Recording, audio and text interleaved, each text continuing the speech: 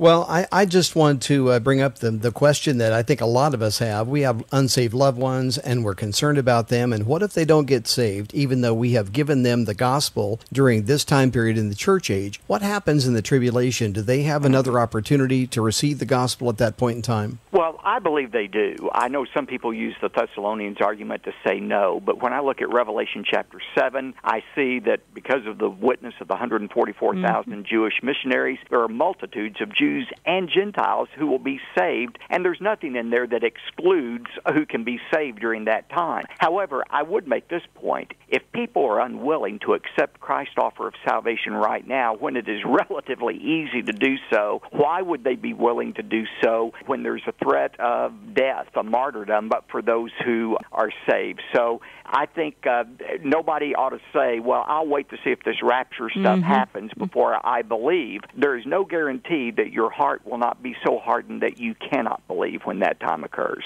And no guarantee the Holy Spirit continues to deal with your heart. That's exactly right. My spirit will not always strive with man. I really want you to sort of encourage some pastors who are being a little bit timid about telling the truth about some of the issues of our day.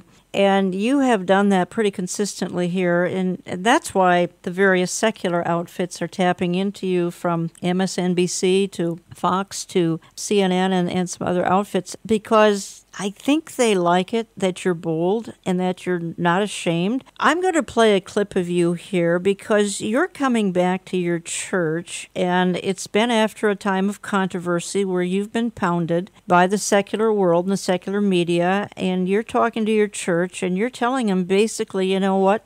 I'm not going to cave. I'm going to continue to stand up for the truth. This is a real short 1-minute bite here. A reporter asked me this week, he said, how is all of this hatred that has been directed toward you and your church, how is it affecting you personally? Has it made you decide you better change and maybe better tone it down a little bit? How has it affected you personally? I want to tell you exactly how it's affected me. I had a little revival and recommitment in my life this week. And I recommitted to God and to this congregation that as long as I am the pastor of the First Baptist Church in Dallas, we are not going to kneel before the altar of political correctness and convenience. We're going to stand up and boldly proclaim the grace of God and the truth of God without compromise. So help me God.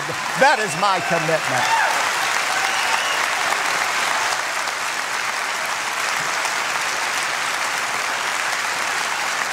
Thank you, church, for standing with us.